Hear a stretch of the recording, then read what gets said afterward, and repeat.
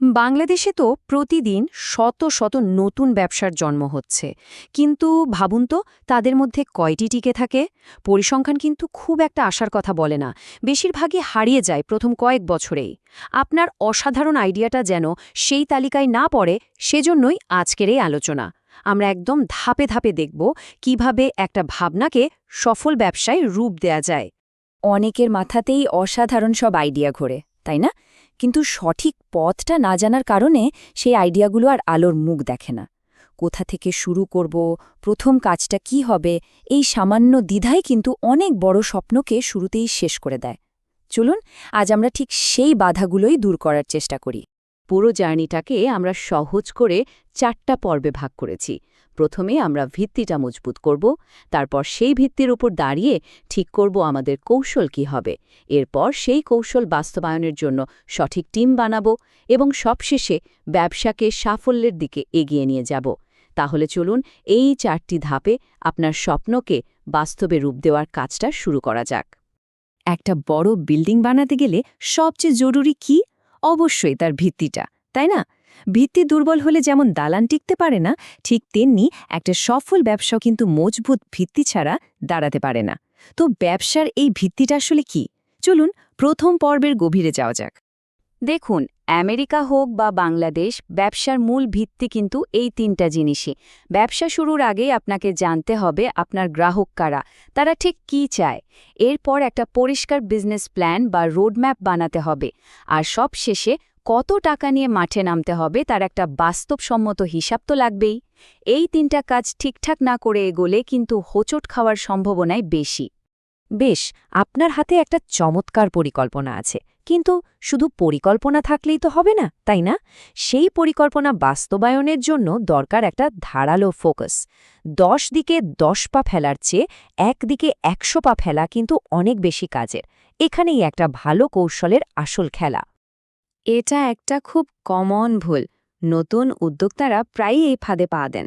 তারা ভাবেন, আমি সবাইকে সব ধরনের সেবা দেব। কিন্তু বাস্তবতা হলো, সবাইকে খুশি করতে গেলে আসলে কাউকেই ঠিকমতো খুশি করা যায় না। আপনার ব্যবসাকে একটা নির্দিষ্ট বিষয়ে সেরা হতে হবে। সবার জন্য মোটামুটি মানের হওয়ার চেষ্টা করাটা বুদ্ধিমানের কাজ না। এই স্লাইডটা দেখুন, পার্থক্যটা একদম পরিষ্কার, তাই না? যখন আপনি জিজ্ঞেস করছেন আপনার বাজেট কত, তখন কিন্তু পাওয়ারটা কাস্টমারের হাতে। আর যখন আপনি বলছেন আমাদের এই সার্ভিসের দাম এত, তখন পাওয়ারটা আপনার হাতে। আপনি তখন শুধু একজন সার্ভিস প্রোভাইডার নন, আপনি একজন এক্সপার্ট। আপনার ব্র্যান্ডের ভ্যালু তৈরি হচ্ছে এখান থেকেই। স্ট্র্যাটেজি মানেই কিন্তু শুধু হ্যাঁ বলা না। স্ট্র্যাটেজি মানে হলো না বলতে শেখা। ধরুন, একটা ছোট কাজ আসলো, টাকা কম, কিন্তু ভাবছেন আচ্ছা করে ফেলি। কিন্তু ওই সময়টা যদি আপনি একটা বড় ভালো ক্লায়েন্টের পেছনে দিতেন, ফলাফলটা কিন্তু আকাশ পাতাল হতো।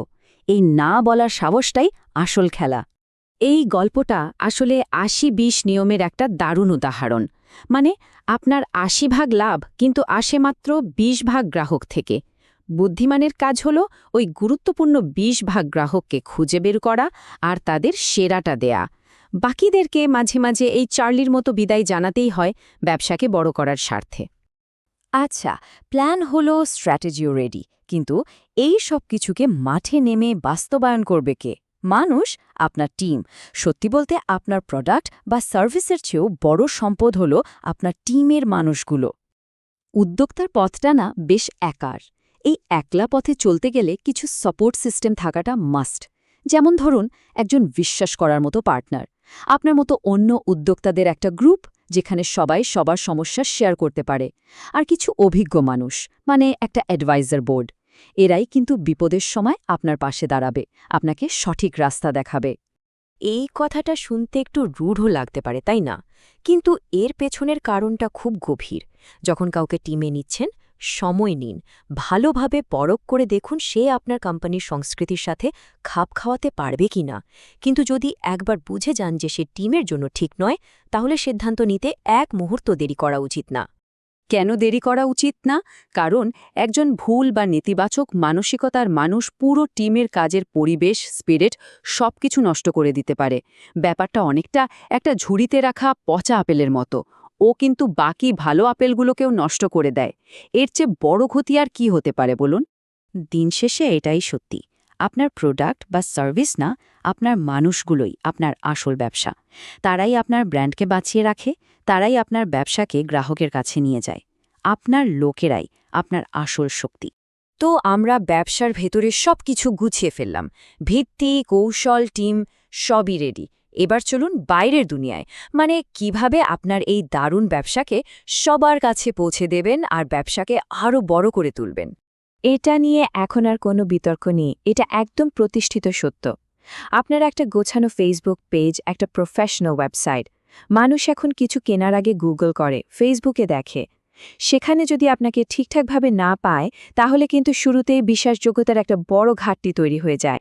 আর ব্যবসাকে দ্রুত বড় করার জন্য ডিজিটাল প্রোডাক্টের কিন্তু কোনো জুড়ি নেই। একবার ভাবুন তো, একটা জিনিস আপনি বানাবেন একবার, কিন্তু সেটা বিক্রি করতে পারবেন হাজার হাজার বার, কোনো অতিরিক্ত উৎপাদন খরচ ছাড়াই। এটাকেই বলে স্কেলেবিলিটি। বাংলাদেশের ডিজিটাল মার্কেটে এর সম্ভাবনা এখন বিশাল। আর ডিজিটাল প্রোডাক্ট মানেই যে খুব জটিল কিছু বানাতে হবে, তা কিন্তু একদমই না। দেখুন কত সহজ সহজ আইডিয়া। আপনি যদি ডিজাইনে ভালো হন, ক্যানভা টেমপ্লেট বানাতে পারেন। কোনো বিষয়ে জ্ঞান থাকলে ছোট অনলাইন কোর্স বা ই-বুক বানাতে পারেন।